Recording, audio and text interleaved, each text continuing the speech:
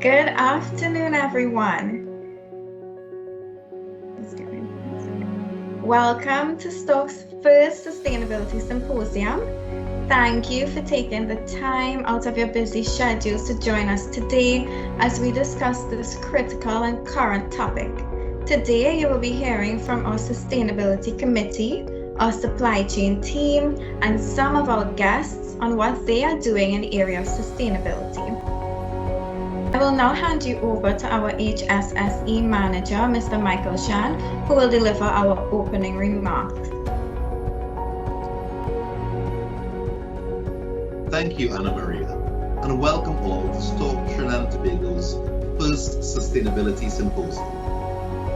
Within the shores of our Twin Island Republic, we have enjoyed natural resources that few others can boast of. From our beaches, palm trees, rolling hills, to grass plainlands and our agriculture, just as diverse as our people. In the year 1866, oil was discovered in Trinidad and Tobago and saw our country join a new industrial age of hydrocarbon extraction, refinement, and the birth of our petrochemical industry that bolstered our academic and economic profile, competitive with first world performance. The intellects, of which our universities have produced many, saw it necessary to preserve our environment through the Environmental Management Act of Trinidad and Tobago. This seeded the growth of many other bodies of legislation, such as the Air and Water Pollution Rules and Regulations, the Occupational Health and Safety Act, and baselines for consent to construct and produce requirements geared towards meeting the targets of what was not the then popular phrase, but now being sustainability. There are no secrets to where our energy-rich country sits per capita in the emissions rates globally, and where we rank as a carbon polluter. But there's also no secret that of our many resources that I opened with, our people are by far the most valuable and resilient. As such, this charter that you've been introduced to today encompasses the universal view of what the United Nations and the industry recognizes as sustainable elements for success. And at its core is people-centered, future-driven. We have learned mostly from the generation trailing our footsteps, the young people of the world, as to what is achievable when the voice of the youth speak up and demand better of us. The world has seen many uprisings over its long history, but none comparable to the environmental activism initiated by a high school student hailing from the Netherlands. Though many may argue against her rhetoric and the approach to the subject matter, it is not arguable, however, that her message is undeniable. At the back end of COP26, we are reminded of the gravity of the situation that we, as a now vulnerable species, face. It is us, the industry leaders, who have the opportunity to chart the course of achieving just transformation. As Prime Minister Keith Rowley communicated recently, Trinidad and Tobago must act to reduce our emissions and achieve net zero targets for our very survival in the very near future. However, we are an industrial nation, to which all that may hear this message are dependent upon. Whilst our dependency is tethered to the industry to which we serve, it is our accountability to do so responsibly. To act responsibly means to accept our content, to accept the science, harness the learned skills as industrialists, and to redirect our energies to making the industry, our community, our country, our region, and our planet a safer place for those yet to come. This charter is a commitment by Stoke Trinidad and Tobago to find ways to deliver upon our accountabilities and to engage with each of our stakeholders to ensure that our commitments bear fruit. The journey ahead is no longer uncertain. The science tells us exactly what the ramifications are should we fail to act. The good news is that we have the skill sets and the resources to take the necessary steps. All that is needed now is the will to do so. The challenge may seem daunting, but to begin. Thank you and enjoy today's symposium. We look forward to hearing them. Today, our Sustainability Committee will be discussing with you our sustainability program here at STORC and what we have been doing as an organization in the area of sustainability. A committee of diverse and multi-skilled individuals has been established and comprises of the following members. We have Mr. Michael Shand as our executive sponsor, myself, Anna Maria Aladdin, as chairperson, and our key members, Kara Haynes, Mala Bagwandi Matura, Parveen Prasad, Kiran Williams, and Daniel James. The purpose of this committee is to champion our sustainability initiatives as an organization. We have achieved some major milestones throughout our organization globally. STORC UK achieved the prestigious Investors and Young People Gold Award status. This award recognizes organizations who positively impact the lives of young people. STORC UK Aberdeen office engaged in 50% LED lighting upgrade. STORC Netherlands introduced 100% recycling of PPE. STORC UK achieved ISO 50001. This differs from ISO 26000, which speaks to organizational sustainability. STORC Colombia was a part of the Women in Energy Awards 2020. The WIN Awards recognize and value women's work in the energy sector. There was one winner in the leadership category, and their sustainability team won the award for excellence in social responsibility. So where are we at locally?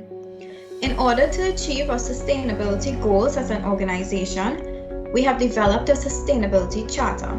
The charter is a high-level document that describes STORC's vision for becoming a sustainable organization. It highlights our principles, goals, and strategy for integrating sustainable practices into our overall business strategy. Our vision is to build a culture of sustainability within our organization that remains true to our core values. We are committed to creating a sustainable future, improving our community's social and economic standards, and protecting the environment. Our mission is to develop flexible, energy-efficient, and resource-saving systems for our organization, clients, and stakeholders, all while remaining committed to our core values of safety, integrity, teamwork, excellence, and client focus. Our charter is categorized into 3 key areas. The introduction speaks to the purpose of the charter, which leads into sustainability at STORC, where our principles, our vision, and our goals are outlined. The 3rd section of the charter details our implementation plan and our desired outcomes. I will now pass it on to Kiran, who will go into some more detail about our 8 desired outcomes. Thank you very much, Anna. So as you can see, we have 8 outcomes of our sustainability charter.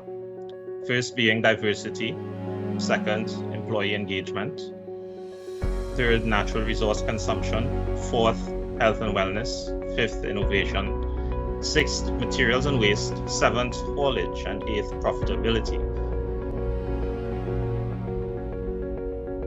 Where possible. I'll now hand you over to Daniel James, who will take you through the section on opportunities. Thank you, Karan. Good day all. Okay, so we have identified 6 areas or opportunities. I'll start with improved reputation management and brand recognition. We considered enhanced recruitment, innovation, competitiveness, and market positioning. We move on to enhance operational efficiencies and cost savings. Consider responsible consumption, changing the way we consume energy. And lastly, our ability to address change. You look at our challenges. So we recognize that there may be local buy-ins, establishment of the incentives to promote clean technologies. Would everyone buy into say clean technology? It's readily available. We have everything at our fingertips in Trinidad. We have subsidized fuel, we have subsidized energy, subsidized billings. This can be a challenge if we were to try to get buy-in from everyone in society, right? Financing the initiatives, renewable energy solutions, transitions, carbon management. This can also be a challenge in getting budgets and finances available for great technologies that we may want to implement as energy savers, or as simple as the 3 R's: reduce, reuse, and recycle, and even recover. Data and statistics. After we do fancy energy audits and we look at deep dive data gathering, we get data gathering from our current systems. Systems are telling us one thing. It can also be a challenge after data is gathered. What are we going to do with all the data we gather? Let's just say we figure out that we're using 100 kilowatts of energy per day. Then what? That can be a challenge to interpret data and roadmap solutions. Another challenge we see is developing more diverse leaders. Businesses spend a lot of money on developing their leaders on a constant rotation, ensuring our leaders are prepared for the future, and constantly ensuring that we are on the roadmap to finesse. Last point I want to talk about here is greenwashing. We are all into the business setting, and it's easy to show what we are doing as a company, as a business. We can easily be misread as greenwashing. Greenwashing is all about false impressions. We don't want to have false impressions. We don't want to mislead and give information to people in society at all levels that we are falsifying our green business. Let you go now and understand a little bit more about this charter.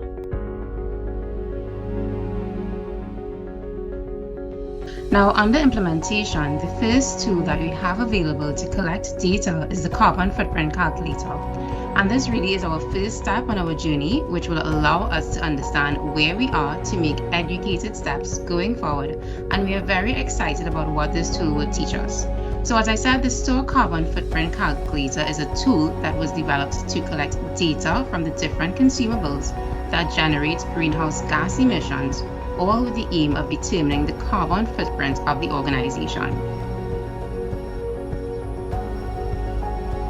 Thank you, Cara. So I described phase 1 of our implementation roadmap, and phase 2 starts basically now, where we are going to prioritize the outcomes that we want to work on as we move forward. And this symposium will certainly help us to do that. And next year, in the first quarter, we want to actually complete an action plan that we will be executing through 2022. So in a nutshell, that is the presentation on our sustainability charter here at Stork. I want to thank you all for being a very attentive audience. And I want to remind you that you will be getting a copy of our sustainability charter at the end of this symposium.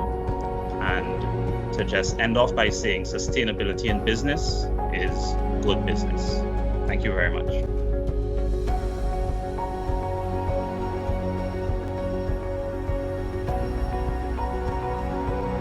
So we invited one of our suppliers to present to us today on their sustainability initiatives, and we want to thank them for accepting our invitation. Mr. Prahalad Ramhit is the Business Unit Manager for Galeota Operations at Paramount Transport and Trading Company Limited. Today, he will be presenting to us the sustainability initiatives currently being undertaken by his organization. So, Mr. Ramhit, the floor is yours. Let me just share my screen and you can begin.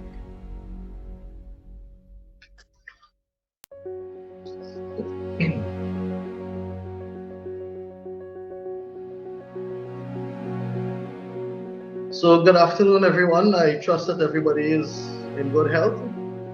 So I've been charged with the responsibility today to do this rollout on our initiatives regarding sustainability.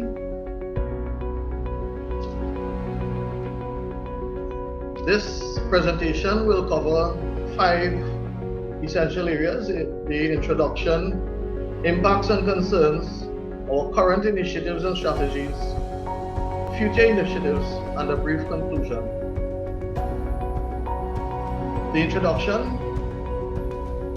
The Paramount Transport and Trading Company has been a first-rated provider of heavy equipment and transportation solutions for over 75 years. Naturally, our carbon footprint is significant. However, we understand the need to manage differently and reduce our impact. Historically, PTT has been rooted in the culture of waste minimization, responsible disposal, as we understand the carrying cost of doing it wrong.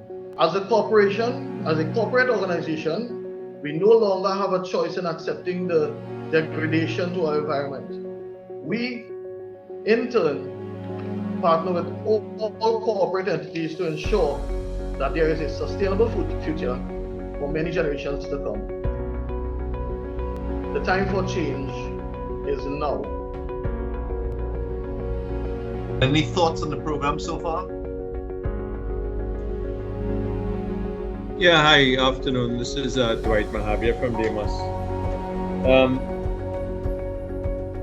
What strikes me as, I suppose, as the CEO of a company, faced with all the challenges that COVID has caused us all, particularly in this energy sector, in the last 2 years or so, all of us have had to downsize and struggling to hold on to our overhead and so on, because work has just diminished significantly.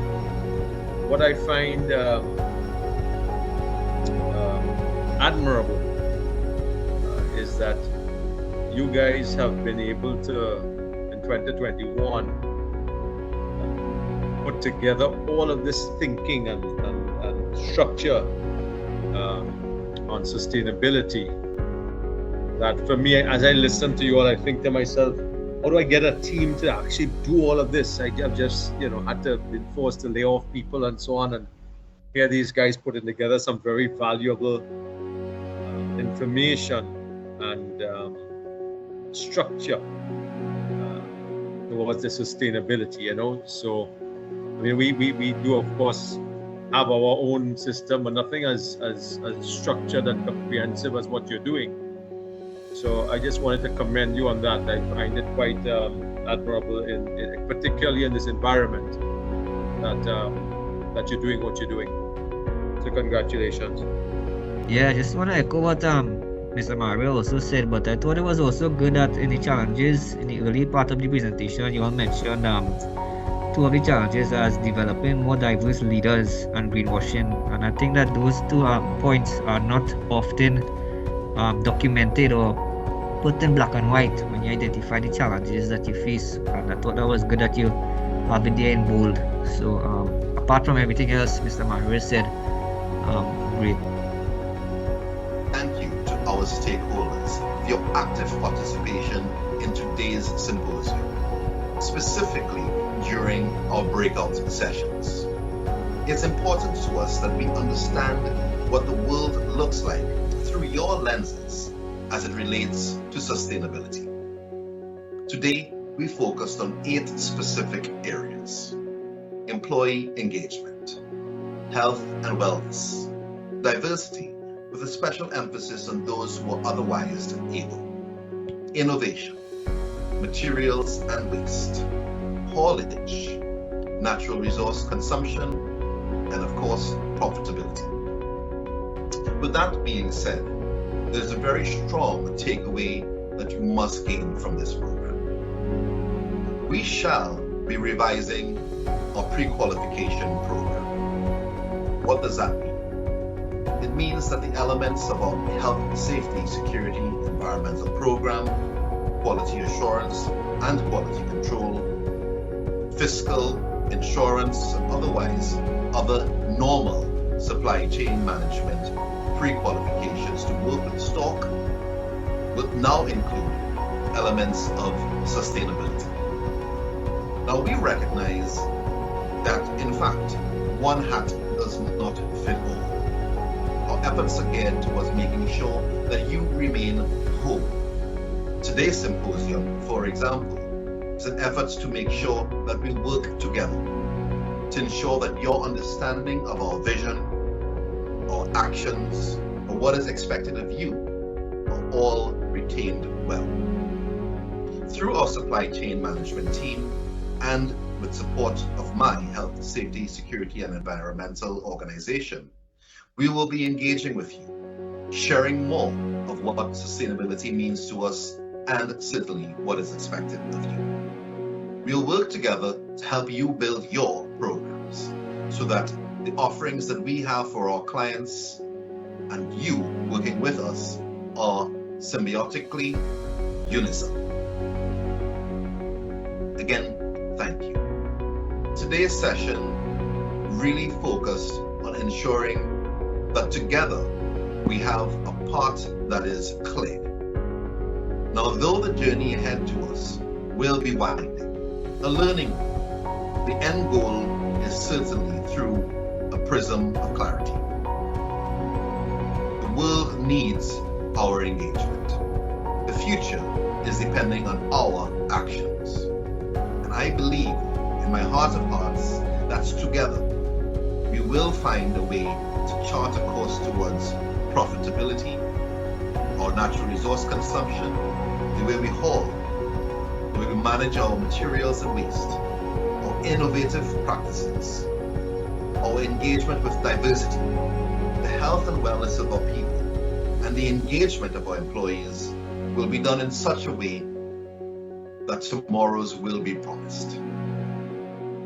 Thank you again. Do take care. God bless you, and may God bless Trinidad and Tobago.